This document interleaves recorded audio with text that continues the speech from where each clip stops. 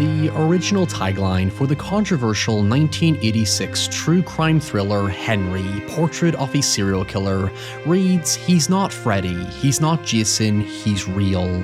While seemingly banal in retrospect of the 40 years of horror cinema we've had since its release, Henry may not have been the first realist character study of its kind. In fact, 1980's Maniac beat its putridness to the punch, but it certainly earned a reputation for being a transgressive subversion of America's trending slasher craze at the time. As its title matter-of-factly states, Henry tells the story of an enigmatic drifter temporarily settled in Chicago who spends his days working menial jobs and drinking in his apartment with his roommate Otis while killing random people simply unfortunate enough to end up in his trail of destruction. Eventually, Henry welcomes Otis into his depraved world of indulgence and begins mentoring Otis in how to live the life of a serial killer without detection, soon causing their individual impulses and volatile behaviors to clash when Otis begins restlessly relishing in his perversions, while Henry develops an unlikely intimate bond with Otis's younger sister Becky. By stripping the film of the traditional Hollywood cinematic artifice, Henry leans strongly into new wave and neo-realist sensibilities by emphasizing the ordinary and mundane to draw kitchen sink parallels to real-world socio-economic disparity and the lonesome disenfranchised left abandoned to survive a world that simply doesn't care about them. At least, that's how Henry himself sees the world, with his warped dog-eat-dog mentality that, when removed from his obvious psychotic behavior, makes his desperation and struggle deeply human, if indeed without ever overshadowing his irredeemable wickedness. As director and co-writer John McNaughton explained in an interview with the Flashback Files, the aim was to challenge the viewer morally by emphasizing the sympathetic qualities that allow real-world killers to hide their malevolence within society, which McNaughton compared to Ted Bundy's infamously charming manipulation in a separate interview with Louder Than War. Now, as I've explained in countless videos before, you probably know at this point that this has become a dangerous staple of most true crime media, as it runs the risk of romanticizing the killer. However, without giving anything away until later in the video, what separates Henry from most of the later true crime films is that even if, like Becky, you become blinded from reality, the film never forgets who Henry is, as its profoundly brilliant climax very maturely makes a point about what he and most serial killers ultimately represent. Simply put, Henry is able to acknowledge the tragic and harrowing complexities that embody the mind of a serial killer without making him a martyr in the process. Now, as always, if you have any thoughts or theories on the film, please make sure to leave them with me in the comments below, as well as any requests for future videos. And of course, brace yourself.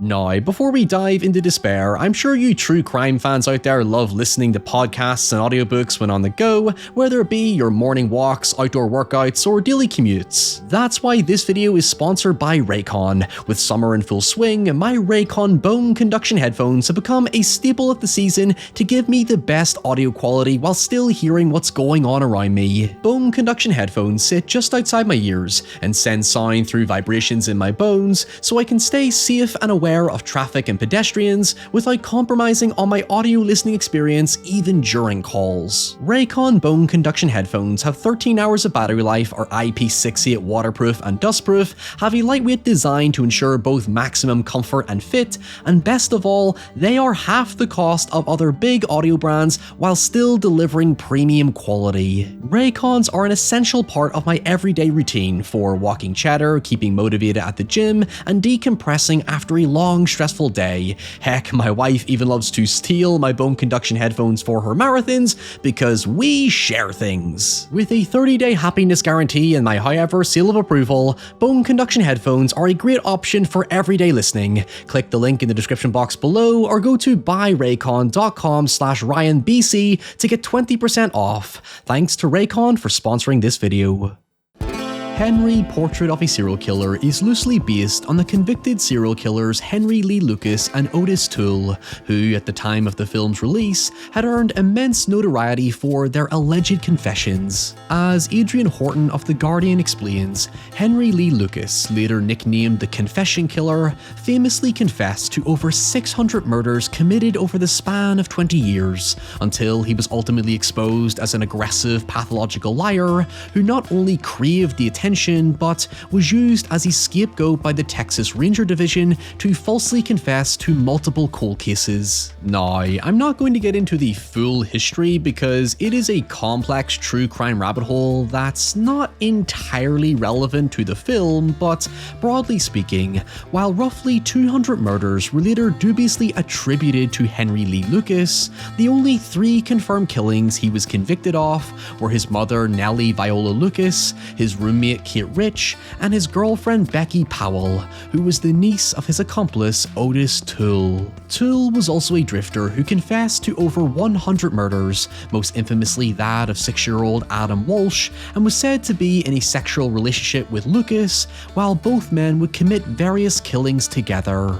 This here is the general basis for the story of Henry, where instead of being a direct biography of both killers' ghoulish history, is a fairly loose pick and mix of the real background details and a fictitious reinterpretation of events that present a concise, if ambiguous, exploration of how the most evil and depraved monsters operate so casually in plain sight. While Hitchcock's Psycho certainly initiated the concept, Henry was arguably the first real prominent deconstruction of the serial killer character study subgenre, where its use of violence and depravity were contrasted against its disarmingly ordinary protagonist. In fact, if you've been following my channel for a while now, you'll probably note the tremendous influence it clearly had on the 1992 Belgian mockumentary Man Bites Dog, which sees a film crew follow a charismatically indiscriminate serial killer. Whereas, by contrast, the prior killer character study Maniac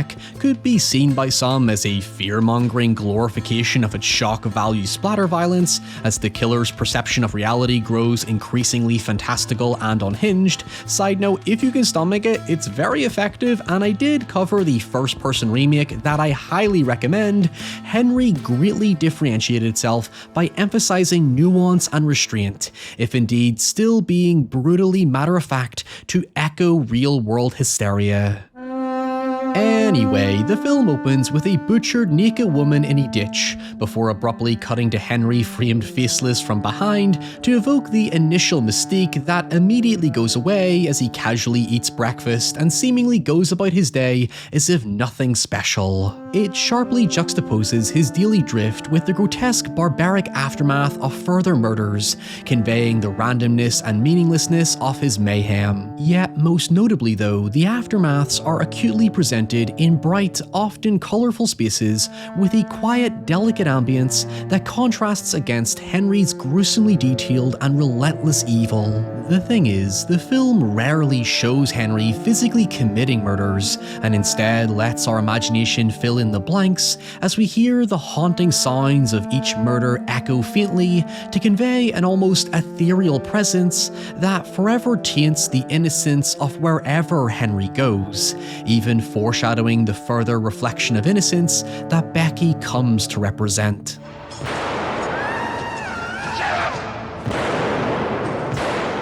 It is an artful means to contextualize both the weight of Henry's senseless killings and slowly placing you into his mindset as you see the world entirely through his eyes. The way I see it, these echoes also represent Henry reliving the memories of his crimes and giving each composition a perversely fantastical and painterly quality, as if to him it's a work of art that's still ultimately no less cruel and unspeakable in its realism. It might be romantic to him, but it's not romantic to us. If anything, Henry is a poison, a disease, an embodiment of a force that exists purely to destroy. He just doesn't care. He's a psychopath who sees himself in total control of his surroundings, echoed further when he follows a woman home, with the musical score seemingly reflecting a slight noir tone, a detail of director John McNaughton's cinematic inspiration, as if to say all of this is a game to him. In fact, as his drifting murder spree continues, it almost begins to convey a sense of boredom, fatigue, and numbness by simply fading to black after he picks up a lonely hitchhiker, because frankly, we know what's going to happen, we don't need to see it, the dread is already evoked, while to him, this is just another craving he has to fulfill.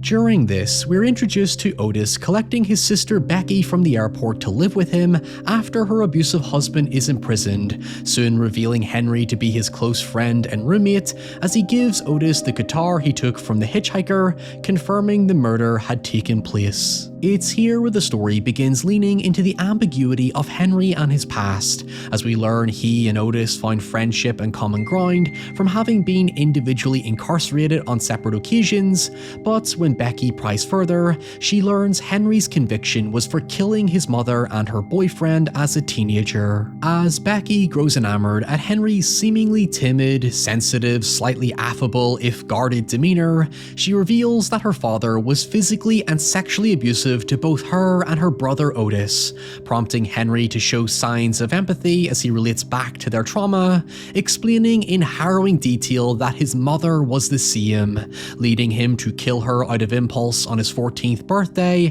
after she drunkenly threw a whiskey bottle at him. What's most fascinating about this scene is that, to my understanding, the film released before Lucas and Toole's claims were fully discredited, yet it still sustains an air of doubt as Henry's recollection over the method of murder keeps changing, from blunt object to stabbing to shooting, casting doubt on the reliability of his narrative. There's even a flash cut to the prior scene of Henry following the woman home before bailing after she greets her husband by the door that suggests Henry is ruminating as if all the fragments of his failures, methods, and murders have blended into one. In fact, keep this detail in mind because, he does not let this one go. The way I see it, this scene is pivotal to establishing the question of whether Henry's behaviour stems from nature or nurture. Was he born this way, or did events in his upbringing trigger his violent and perverse tendencies? Obviously, there is no clean-cut answer, it is subject to debate, but the first half frames Henry as an extremely traumatically disturbed individual who potentially lashes out at the world for the suffering he experienced at the hands of his abusive mother. However, the second half asks if this is merely our attempt to find reason and rationale where there simply isn't one, because when bringing Otis into his world, Henry reveals himself to be an incredibly nefarious and intelligent individual whose impulsive killings are actually a calculated means to avoid a pattern MO the police can track. Of course, it's not mutually exclusive. The goal is to humanize Henry through Michael Rooker's performance and his tragic and traumatic past,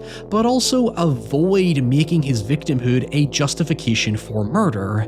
In theory, you can sympathize in isolation while still condemning his unremorseful behavior. In a simplistic sense, the only truly innocent character in the story is Becky. She is a symbol of hope, a fractured, tormented soul who is refusing to let her trauma consume her as she strives to be better, unlike Henry and her brother Otis, who are unable to suppress their urges and demons.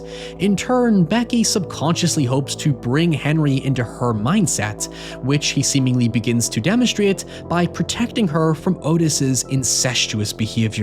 After both men hire sex workers, Henry abruptly kills them to persuade Otis to give in to his inhibitions, causing a distressed Otis to question what will happen if they're caught, to which Henry worryingly shrugs it off as nothing, since the lack of pattern in his killings means his victims are destined to become forgotten statistics as other cases surmount. It reflects the hundreds of cold cases Henry Lee Lucas and Otis Toole confess to. As they say, we only ever hear of the killers who've been caught, but there are a countless untold number of homicides that unfortunately fizzle into nothing. As I said, the second half interrogates Henry's self-awareness and sanity as he enjoys the power, control, and outright thrill murder brings him. Both men technically understand the concept of consequence, having been incarcerated, but since the system cannot rehabilitate the evil seemingly within them and has yet to catch up with them again, it makes them feel a sense of invincibility. It becomes this all too casual addiction that Otis himself begins to crave more and more as he escalates from assisting Henry in murder to committing a random shooting to assaulting and massacring the entire family of the woman Henry could not stop ruminating about.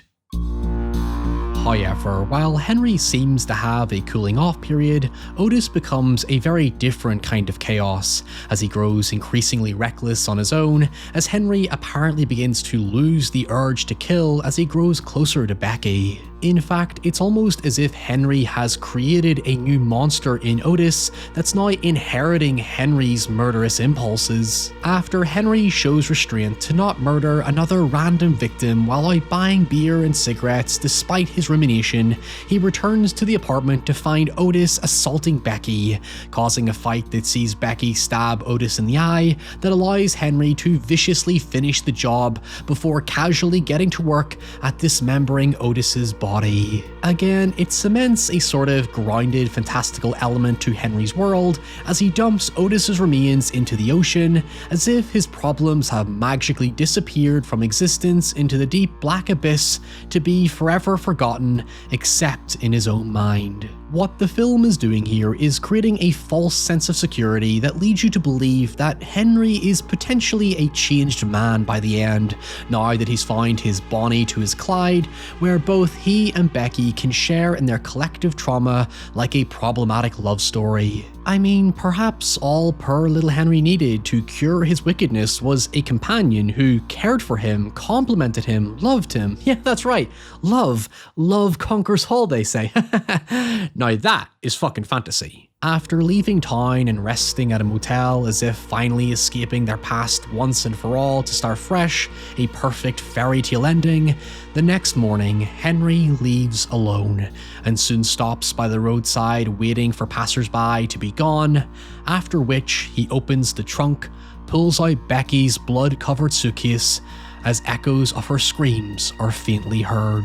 It was naive to think Henry could be changed, to think he could be reasoned with. He is still ultimately forever a serial killer motivated by a pure love of the game. It is a monumentally provocative ending that punishes both you and Becky for letting your guard down and thinking there would be a solution for this senselessness. As I said, Michael Rooker does an effectively subtle job at humanizing Henry when in reality there is no humanity inside of him. He only sees his trauma in Becky and nothing more. He doesn't love her, that illusion was always false. He's attached to his anger and the memories that made him suffer, making murder his perverse means of cleansing a broken mind that can never be healed. In a way, it recontextualizes why he doesn't murder the woman with the dog. That's him lapsing in judgment, a simple blip in his own behavior. It's a total inversion of character development because how could he resist the one thing he's only ever truly known?